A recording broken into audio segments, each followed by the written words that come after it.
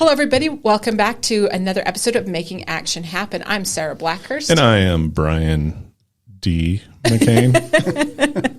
What is it? Wait, Delaware. have we said what my middle? Yeah, we did. Brian Dean McCain. It's Delaware. There you go. Oh.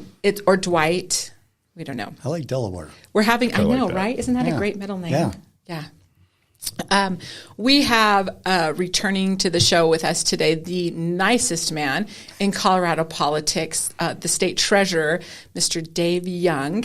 And for those of you who don't know Dave, he is an educator by trade, and he's done everything from middle school all the way up to college. He's a professor, and so all the stuff that he does is he's got a heart for the state of Colorado, first of all, and he's always trying to do new and innovative things on that side of it to try to keep up with the pressures of that office in particular, because everything is about funding in Colorado, absolutely everything. And so you get a lot of stuff that you may not necessarily think is the treasurer's job, but it doesn't matter. They're still going to throw it at you. So, Dave, thanks for being back with us. We appreciate it. Thanks for inviting me, You're such a great friend to Action. Love to be here. Oh, but you're such a great friend to Action 22. We appreciate you. And I have to bring something up. So before we came down here to record this, we were talking about a group that I met with that's involved with energy and the transition of,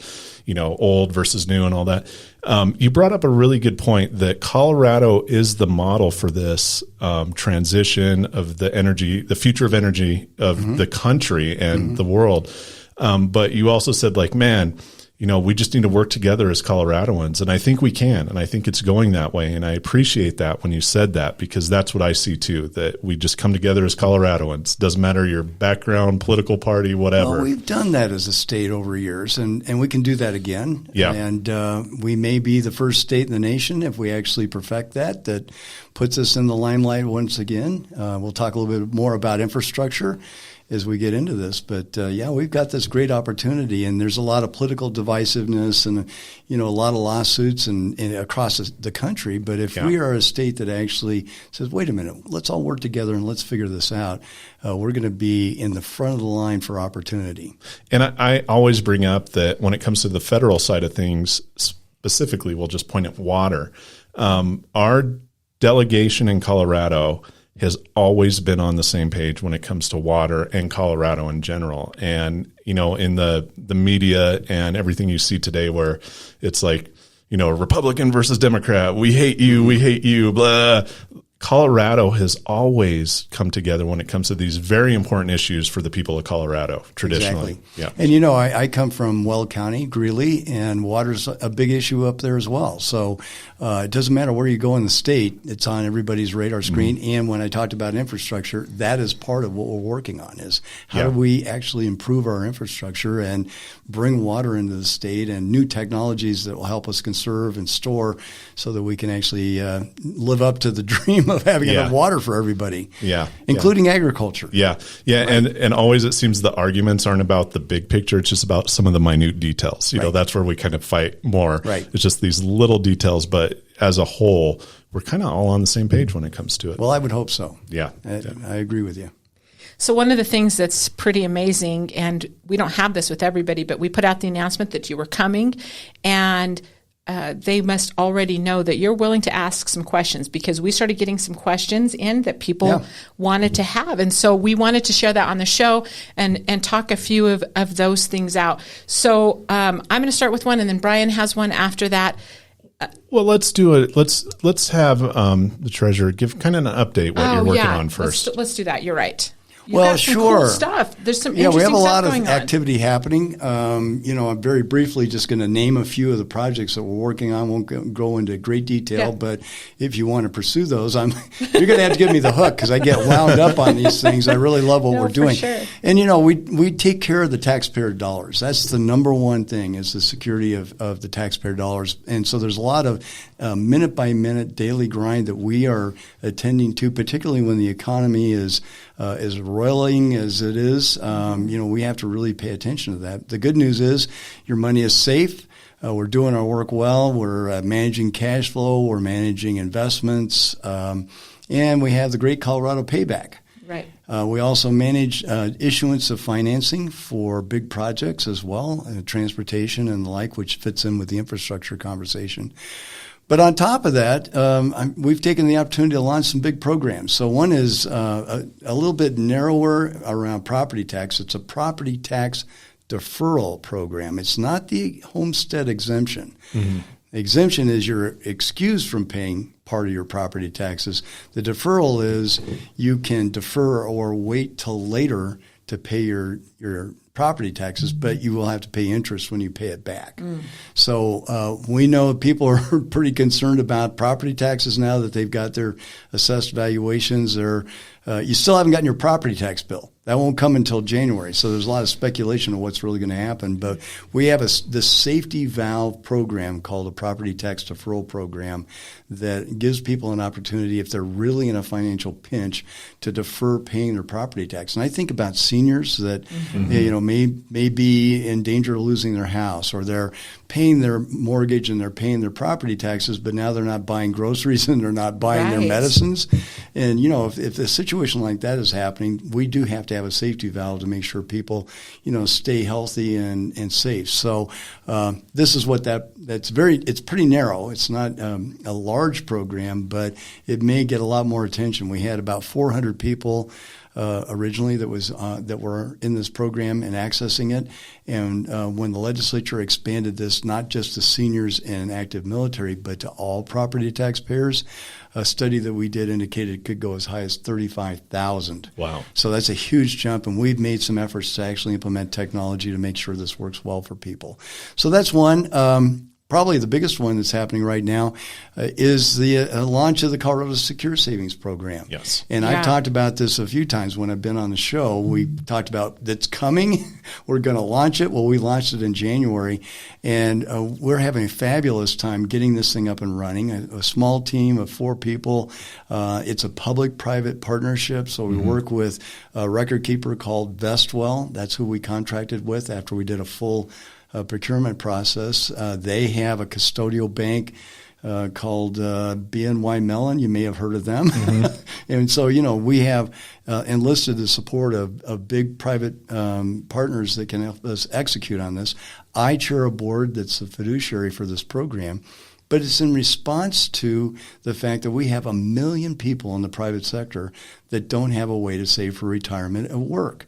And this is heartbreaking to me when you think about somebody who contributes, they work hard, they're probably working at a low to moderate income job, but they're contributing to our society, and then they get to retirement age, and all of a sudden they're going to end up in poverty because Social Security is not enough to sustain them.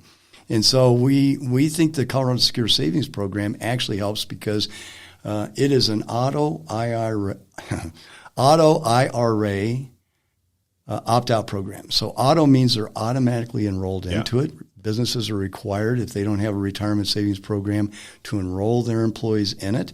It's an IRA, so that's a Roth IRA, so that's appropriate for low to moderate income savers. And it's an opt-out. So once they're in it, if they don't want to be in it, it's still voluntary for them, but they can opt out. So we launched this in January. We've been notifying businesses. No real cost to the business to actually enroll their employees. They go to coloradosecuresavings.com. They'll get an email. They'll get an access code in order to be able to go in there. Mm-hmm. But it's some administrative time. I've watched businesses do this. It takes about 15, 20 minutes to go through the process and get their roster up there. And then, as soon as they run payroll with that roster in there, then the deductions come out to Vestwell. Vestwell tracks all those to make sure that the accounting is done right. And then it's invested by 2 fund managers that we went through a procurement process, BlackRock and State Street, who actually helped them get a better return on investment than just parking it in a savings account. Yeah. And so we're really excited. We've got thousands. What's the number? What are the numbers again, Sheena? 120,000 savers have enrolled in the program so far, and there's almost $11 million saved. So off camera, we have one of Dave's advisors. Would you introduce her? Sheena Cotty, who is the communications director for the Treasury and PIO. And so Sheena's, I'm going to look over to her every now and then when I need Yep. latest numbers. But, because So this is our evolving. viewers aren't like, wait, what was that? Yeah, voice? where's that voice? But I mean, this is evolving as we speak. I mean, businesses are signing their employees up. Employees are getting payroll run. They're getting these accounts started. And the beauty of this is the behavioral economics. So in the past, people say, well, why didn't you get started? Is because it's so confusing for people. Yeah. They look at the terminology and the Yes. acronyms, and they don't know what's a good deal and what isn't. They just don't have a way to get started. And then, they don't know what really to do with that. So they get into a little bit of paralysis, and it doesn't work for them. And then, if they work for a company that has a retirement savings program, they're not required, the business is not required to be part of this. They're that was the next exempted. question, right? Yeah, we actually get a federal filing. We know who has an eligible retirement program, and we don't even reach out to those businesses. They're doing They're their doing work that. already, and we appreciate that. So we're not going to overrun that as well. But the account is the employees. So what's the beauty of this is it's not tagged to the business. It doesn't make the business owner a fiduciary. They don't have to put all the legal time in and financial time in order to set the thing up. And the account travels with the employee. So if it's portable. And so if they move to another job, then they, in fact, have that account just travels right with them, and they just pick up right away doing payroll deduction again. And their account is attached to their Social Security number? Right. Right. And I have a question. EIN. Yeah. I have a question about that. So when in my previous life, when we were on financial services, federal, one big thing that we tried to do was to have some financial literacy workshops, and we started to go into high schools and try to talk to high schoolers about, retirement accounts. How'd that go for you? I mean, you could imagine. No, I've been there. I know. But I mean, we had. I taught junior high. Right? Yeah. But it was funny, and it was here in Pueblo at Central. It was like one kid was like, "Well, I'm looking to invest my money in this," and like, "What's the difference between this?" And like, everybody was like, "How old are you? Who are you?" Yeah. But Come with me. Yeah. But I think that would be kind of a great program, and I don't know if the Treasurer's office can do this, but maybe some financial literacy for people that are entering the workforce. So, you're looking at like even college level. Like I'd love to see this in college. But entering the workforce, 23, 24, I'm not working at a fast food job, just part-time. I'm starting my career. Are there programs for people, or is there outreach going on for this to kind of educate people on their retirement and like why it's important and what you should know? Well, that's a great question, and it's one top of mind because it's certainly an aspect of secure savings, but it's a bigger topic even beyond retirement savings. I mean, this financial literacy applies to mortgages and credit card usage and saving for college and all kinds of things. So the legislature passed the bill on secure savings in 2020, and they said in the bill, you will do financial education. They didn't say how or how that would look or anything else. Yeah. Fortunately, you have a treasurer who's an educator. So I'm really dialed into this. And one of the things that I think we want to do is we want to make sure that people are smart with the use of their money. So there are times where people will run into a real snag financially. They'll have a major health crisis that they need funds for. And we don't encourage people to use their retirement savings for a whole variety of things, but sometimes you have no choice. Yeah. And the beauty of a Roth IRA is that you can actually pull that money out, the contributions. Now, the earnings you'll be taxed on, but the contributions you can pull back out again and utilize if you absolutely have to. But we don't want them pulling them out for a vacation. Yeah. Everybody needs a vacation. It's good for self-care to have a vacation, but this is a different kind of scenario. So the good news is we have a great financial education ecosystem in the state of Colorado. We have all kinds of nonprofits and other entities that are creating financial education programs. The problem we've discovered is they're not coordinated in their work. So instead of start a new program, I think our focus is going to be how do we get all these players to come together and actually produce sources of information for people that are credible. First off, because people they don't want to be in something and then all of a sudden there's a pitch at the end and they're not sure whether they were getting sold the real deal or the wrong item. This is what caused them to not start in the first place. Yeah. Right. And then the other piece is that they just need information at the time they really need it. So teaching mortgages to sophomores in high school, not really your best use of time. But when somebody wants to buy a house, all of a sudden they become very interested in understanding how mortgages work, and they're ready to learn at that point. So I think this is what we're trying to get to is how do we create a system that actually allows that kind of work. Now, there's a push across the nation, and I know I've told you I'm very active in the National Association of State Treasurers to have a high school graduation requirement of financial literacy. And while I think that's good, I'm afraid that, what we do is typically is we set a standard. We have a curriculum. A lot of stuff that's in the curriculum isn't relevant to the students. We have a test, multiple choice test at the end. Students are nice. They take the test, they pass the test, and 1 minute later they've forgotten everything that they learned, right? And the real challenge here, and I always remind people as an educator, the definition of learning is a change in behavior. Yeah. And you actually have to observe a behavior. So when we take a bubble test, we're not really observing a change in behavior. But what we want to make sure is that they actually change their behaviors when it comes to smart use of their finances. And so we want to find a way to get people to agree to open up their financial lives, share with us over a long period of time how they're making their decisions and what impact financial education has on that decision making, and if it made a difference, did they change their behaviors? Yeah. We don't have to have everybody do that. I mean, we know polling works with a small number of people. If we can get 400 people over a long period of time that agree to help us understand how they're changing their behaviors, that informs us on that education piece. So you got to stop me. I'm going to get wound up. I like that because it's kind of a challenge, not just in the financial area, but you have this, whether it's veterans, homelessness, housing, you have all these groups working on it, and everybody wants a solution. And the solution, so it seems, is to start something new.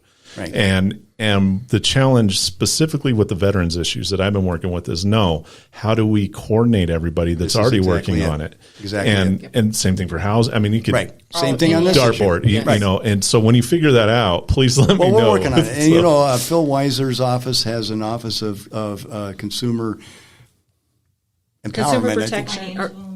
Financial empowerment. This is why I bring Sheena along with me, because she remembers all We appreciate you very much. Yes, voice from above. But, this is really kind of focused on consumer protection more than anything. But, we bring how do we actually prevent people from getting into a consumer bind in the first place and needing a legal remedy? We still need those legal remedies, but, can we get people on a better track? Front of it? I'll tell you, my son, he says he doesn't like politics. He's not involved, but he always has an opinion. And one of the things that he goes off about a lot is education. And I said, okay, fine. What should we be doing different? Because I thought I was going to trip him up. And he said, first and foremost is no high schooler should graduate without a financial literacy class, passing a financial literacy class. That should be a requirement because all of the things that you get into in your 20s, you pay for the rest of your life. Right. Yes. And that's one of the things that we don't do well.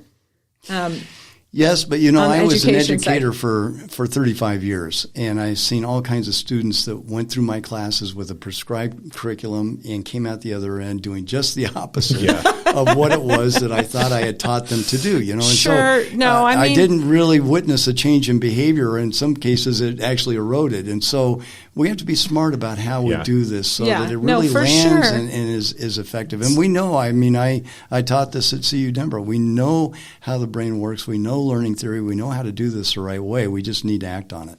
So absolutely. The military is a perfect example. You'll go through a financial literacy class, and then I've seen people walk out of their financial literacy class and then go to the dealership and buy a Camaro for 27% interest for a 2005 Camaro. Take out a loan to buy a lottery ticket. A bunch of lottery tickets, Right. No, it's true. It's true.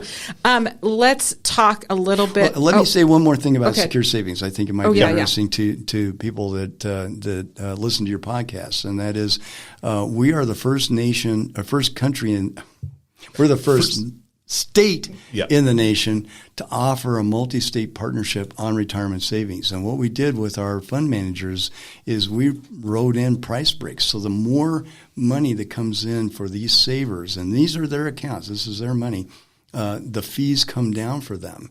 And if we partner with other states, particularly those that don't have enough savers in the state to launch on their own, they get the benefit of our price breaks, but so do our Colorado savers as well. So that brings up how is the IRS handling this? Like, how does that work?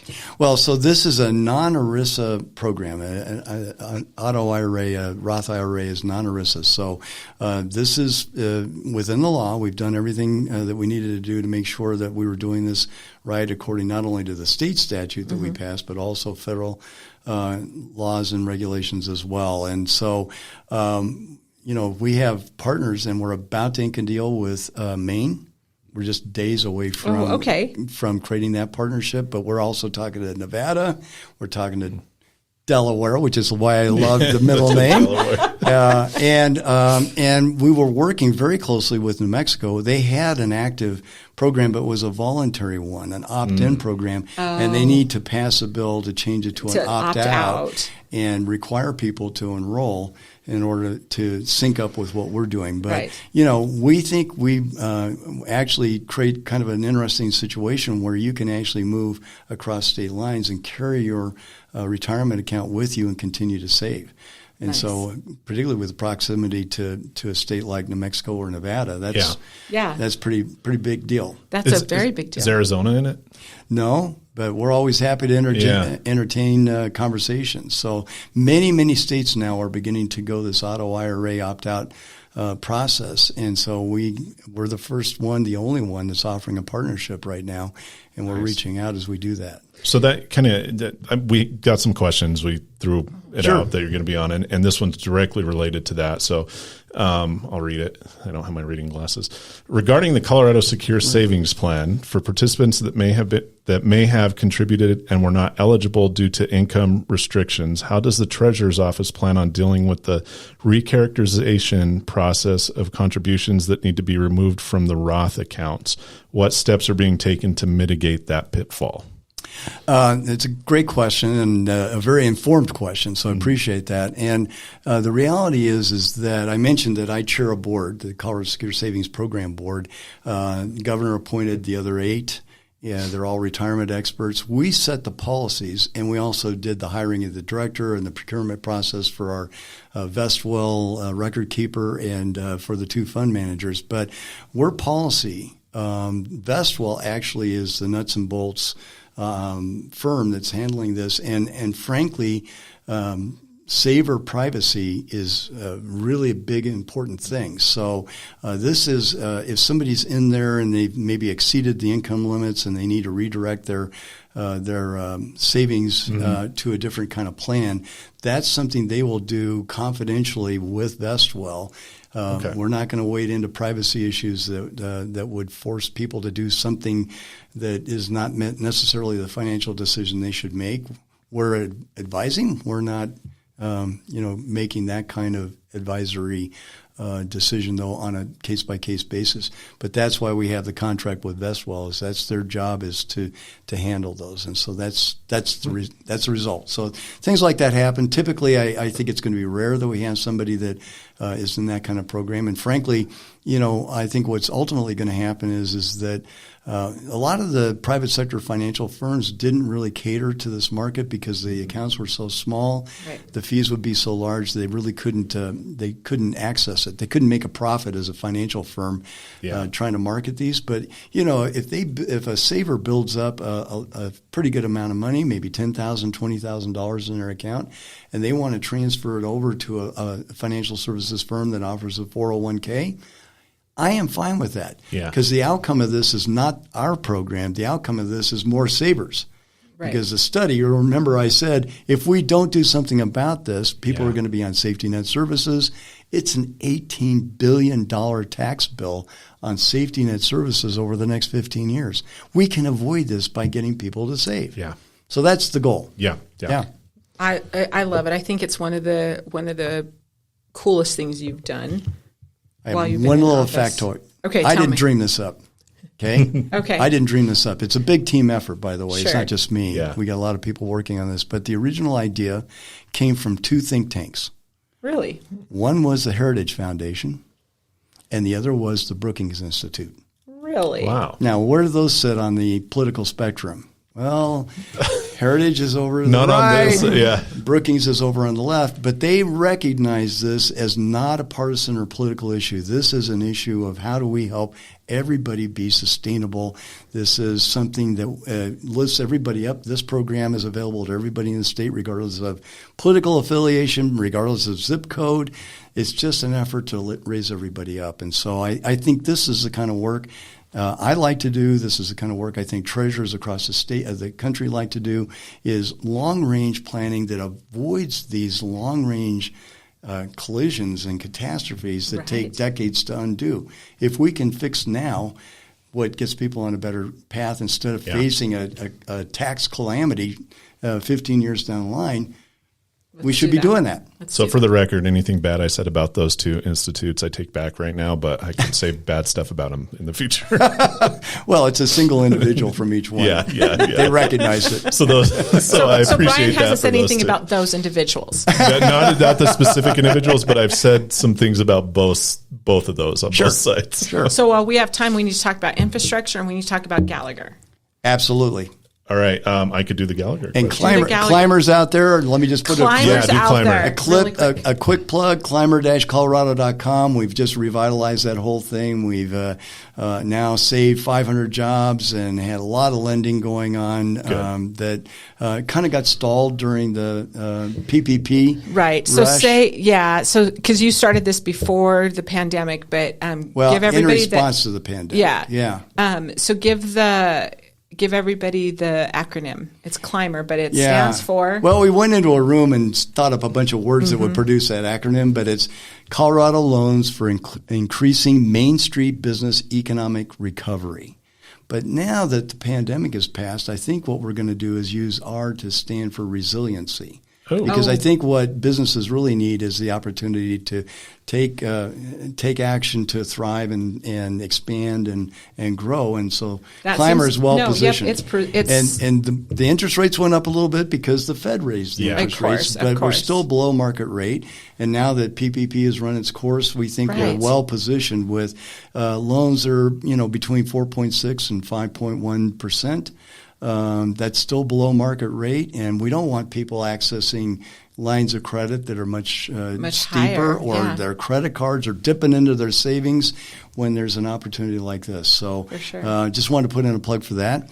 And resiliency. Yes, I like that. Absolutely. That's and also was it the Great Colorado Payback? Yep. So I got my it's actually easier now because I went on initially when it was started, and it was, get this notarized and set it in. Right. And you know what? I didn't do it. I'm sorry. But a lot of work. I know. And then I logged back on, and then there was more money in there, and it was a direct deposit. It was like $300. Yeah. And it was like, well, we raised the limit from 100 to 1,000 for notary.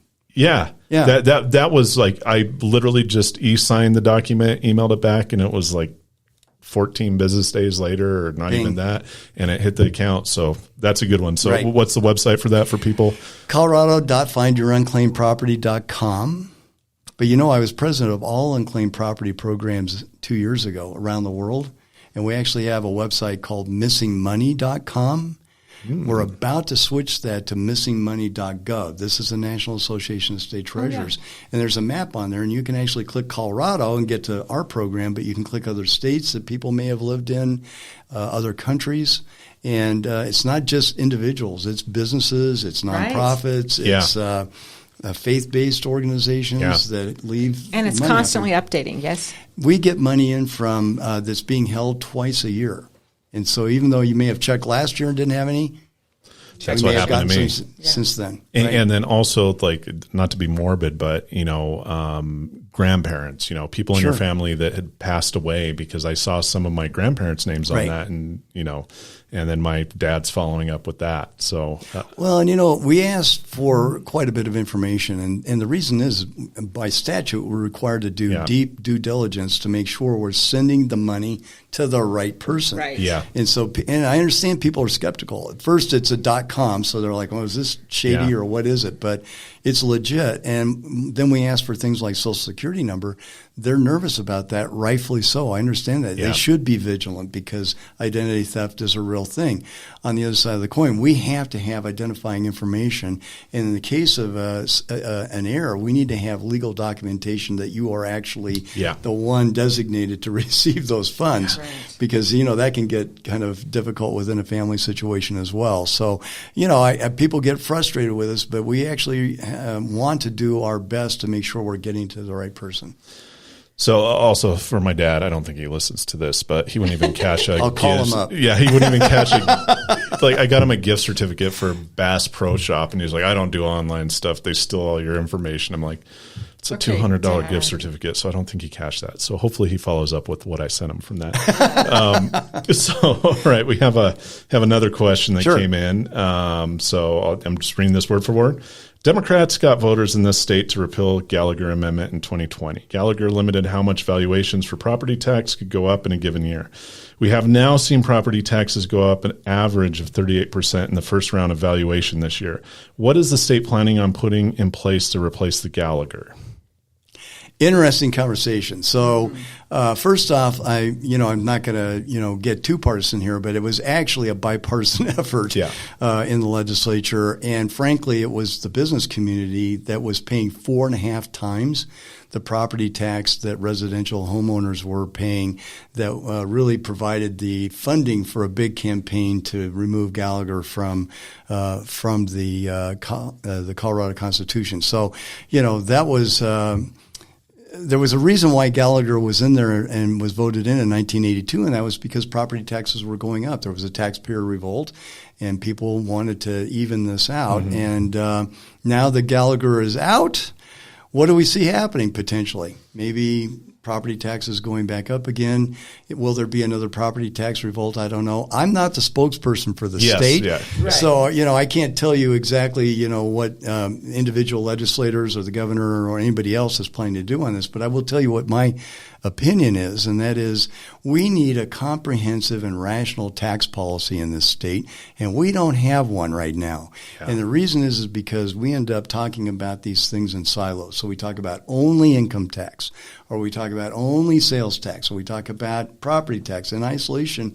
But in the reality, these things all work together. So if you lower income tax, amazingly, the balloon pops out somewhere else with an increase somewhere else. And what we need to do is actually look at these things together.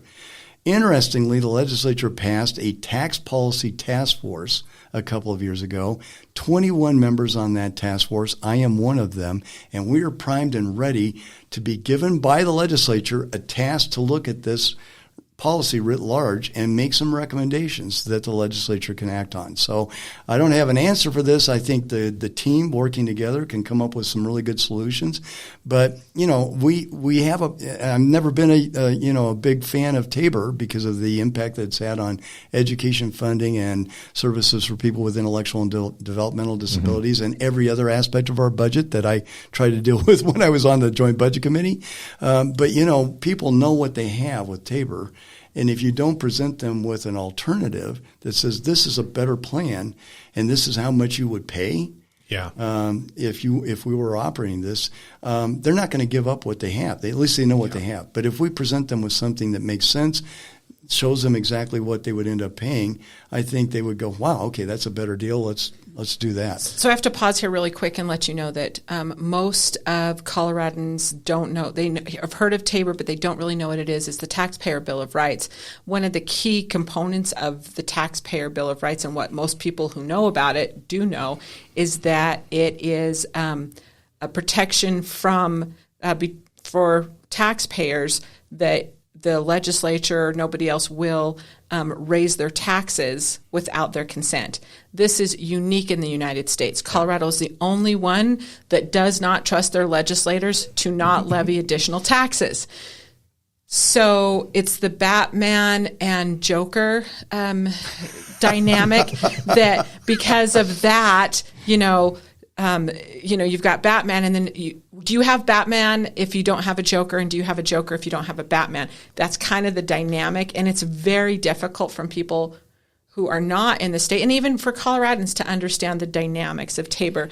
But Gallagher was the best friend cousin of Tabor, and so now that we don't have Gallagher, there's a lot of confusion and a lot of fear. Well, actually, Tabor and Gallagher conflicted greatly. Yeah. And Gallagher went in the Constitution in 1982. Tabor came in 10 years later. Right. Yeah. And Gallagher was actually working pretty well, but then it conflicted with Tabor, and then that's when a defunding of all of our services began to occur. So for 30 years, we've defunded education here in the state of Colorado. We now have the lowest competitive salaries for teachers in the country. Yes. Below Mississippi, and people are just not aware of that. But we can't attract and retain people.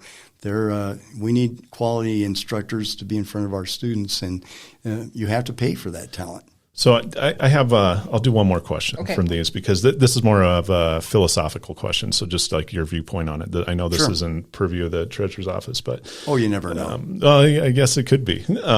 So the state of Colorado was first up to the plate, saying that pot tax collected would be used for parks.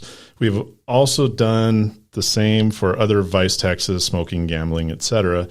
The homeless problem has now gotten much worse since this was implemented. Should we change the vice taxes to go directly to, say, 501c3s grants to solve our homeless problem, or do you think it should stay as it is? Well, I think this is a great discussion, and certainly something that a legislator could refer a measure on to change either by constitution or by statute what we do with this. I do want to correct one thing. When Amendment 64 was passed by the voters in, 2012, I believe? Yeah, I think so. That money was directed to school repair and construction. It was $40 million a year, and not to parks. So, and people, it's for the kids. Well, it really wasn't for operations. It wasn't for teacher salaries or it was any for of that. capital projects. It was for capital projects. The problem is the size of the infrastructure problem for K-12 right now is between 18 and 20 billion. So as a former math teacher, I'd say, all right, here's your word problem. If the size of the problem is 18 billion, and you're putting $40 million a year to the problem, how long does it $40 million a year take to fill up an $18 billion hole? It's like one of those tiny Band-Aids, not even a Band-Aid on it, but the little Any guess? Band-Aid. How many years does it take? 40 million Are we years? going into depreciation of current? So look at you go. Look at you. Wow. Let's just say never in our lifetime. Exactly. It's 450 years. Yeah. So I think what happens is that we see something, we see a problem, but we don't come up to scale to actually provide the funding to solve that. And then people think the problem's solved when in fact it isn't even close. Which leads me to the big effort that we're working on right now with the Infrastructure Finance Authority. We already have in statute a finance authority for critical needs here in the state of Colorado from 2005.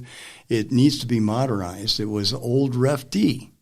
I don't know if you've been around long enough to remember that, but Ref C, Ref D, and Ref D didn't pass, but they set up a public corporation with a board on which the treasurer sits. And what I want to do is modernize that with a lot of stakeholder work that we're doing in our office to include affordable housing, because we know this is a big issue, but it's billions and billions and billions of dollars in size. Water is another issue. It doesn't make any sense to build affordable housing if you don't have a sustainable source of water. You dump all that money into a project to build affordable housing, and then the water runs out in 5 years, and that's uninhabitable. So, and then energy and broadband. Well, and maybe the federal government is helping us with that broadband issue.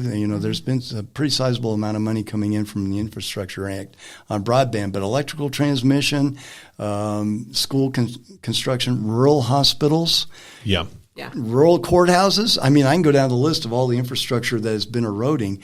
And this is why I talked earlier in the show about the fact that if we could be the first state working together and collaborating on this, I know from my work in the Treasurer's office around financing that investors want a sure thing.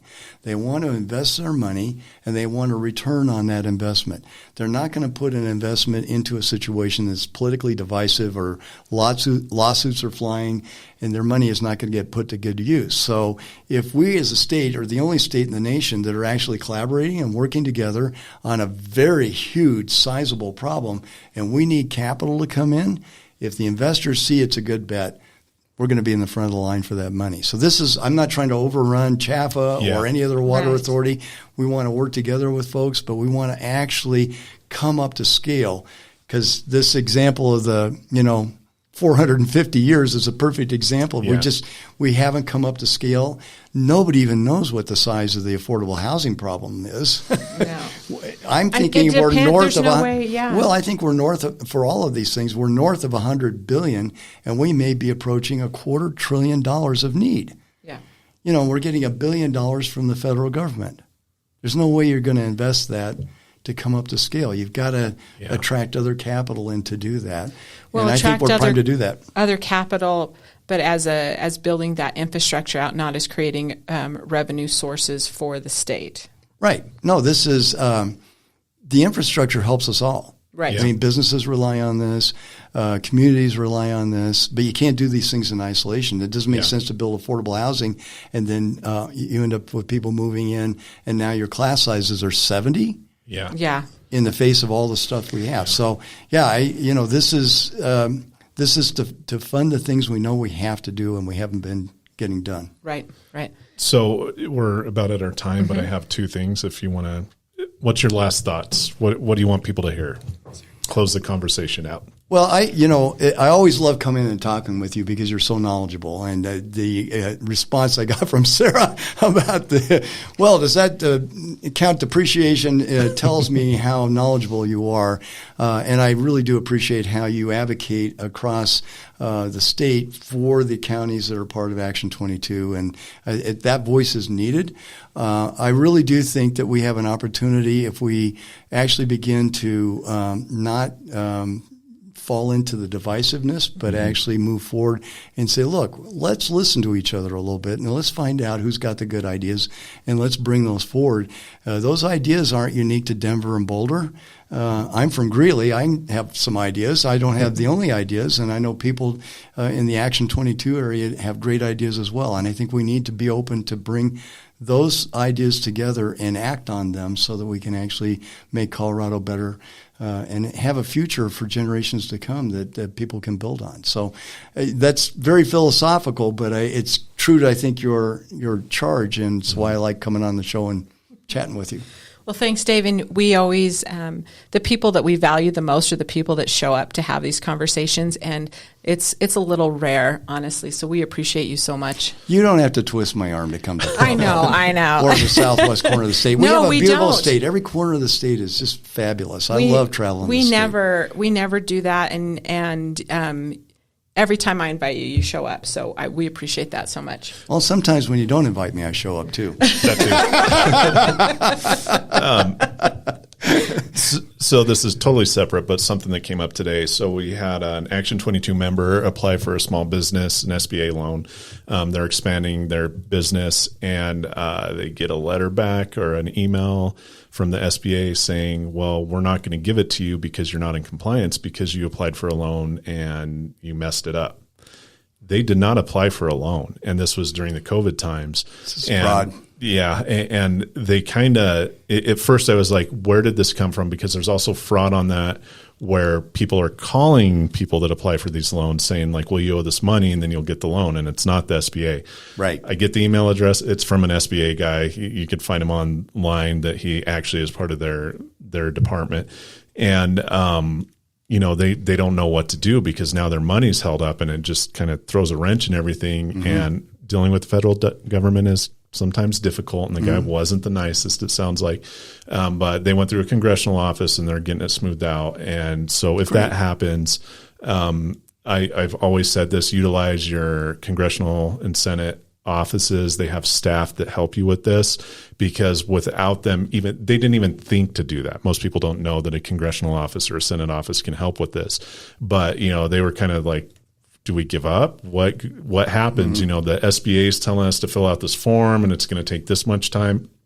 They're going to fix right now. Nice. So. And, you know, that's called constituent services. Yeah. And that's true at every level of government. So whether it's a city council or a county or state senator or house, I mean, you're going to find that kind of service available if you ask. Yeah. You just have to get directed to the right spot, and then, you know, it happens. At the state level, we, as a representative, I only had one part-time aide, so our constituent services was kind of narrow. Yeah. We did the best we could, but we also had an office of constituent services for the legislature that would intervene and help us as well. So, you know, that's great advice to people. And, you know, a lot of times people don't know what level of government's dealing with what thing. Yeah. So I get a call because I do transportation infrastructure and they want the pothole fixed in front of their house. I'm like, well, that's your city council. That's not the treasurer's office. But, you know, I'm happy to redirect people to the right spot. Yeah, it's important. And then, I mean, this is going to be up too late, but the PACT Act, the VA extended the registration to that till Monday. So I think this actually might be up Monday. So if you haven't registered or filed an intent to file a claim with the PACT Act with the VA, do it now. It's basically anybody that was deployed from Vietnam up to now. Get on that if you haven't already. And even after the deadline, you could still register for it. The VA expanded their coverage on toxic exposure. VA.gov, it's right there. If you go on there, it'll show it. So even if you miss the deadline or you miss the deadline, that doesn't mean it's over. You can still go on and file your claim. This is really important for Vietnam vets that maybe weren't covered with Agent Orange. Burn pits are in this, various areas, including nuclear test sites. You know, you have Guam. I think. And tell them the importance of and how it affects other veterans by going on and registering yourself. Yeah. So, you know, with the VA, even if you're not receiving services, it's important to register because they're driven by numbers. And the bean counters in Washington, D.C. want to see the numbers. So that funding, again, a lot of veterans feel, I don't want to take away these benefits. I don't need them. You don't even have to receive the benefits. But if you register with the VA, whether it's the medical side, file a claim, anything like that, that actually brings more resources to the people that need them. So please, please, please. I've said this a million times on the show, like, register with your medical clinic, your CBOC, whatever, VA hospital. And also, you know, you're not taking anything away if you go for benefits, file a claim. I am fine to pay taxes for people that were willing to put their life on the line. I want to support them in any way I can. So anybody that doesn't want to do that, I'll be happy to have a conversation with them. Yeah. But at the end of the day, that's why I pay taxes, is to make sure that we do honor and support the people that are on the front lines. Yeah, and I got in an argument with one of my very conservative Republican friends, which, full disclosure, I'm a Republican. And he's like, you know, these benefits aren't guaranteed if you served. I'm like, actually, when you sign the dotted line, it says right there that this is provided for the rest of your life and your family's life. So, so anybody that thinks that's not the truth. That's part of the deal you're making with doing this. And with that, Action 22. Go ahead. the disclosure, it's making action happen. The views and opinions expressed on here do not necessarily represent the official views and opinions by Action 22, its board, or its members. And in an election season, we do not endorse a candidate, but we support all of our members and give every candidate the opportunity to come on our show and say what they're about. Chad Worthman, as a member, I'm happy to come on. Yes. Chad Worthman, I know you're listening. I can't remember what you look like. So the stalker status is out, and I hope we get to see you sometime soon.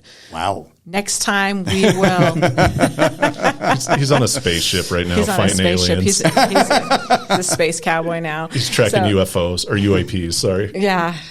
Oh, he won't talk about it, but we should get him in here. Yeah, I know. Have a Whiskey Wednesday with Mr. Worthman and see if we can get him to. We don't want to ruin his security clearance he's going for right now. We'll see you guys all next time on another episode of Making Action Happen. Thanks.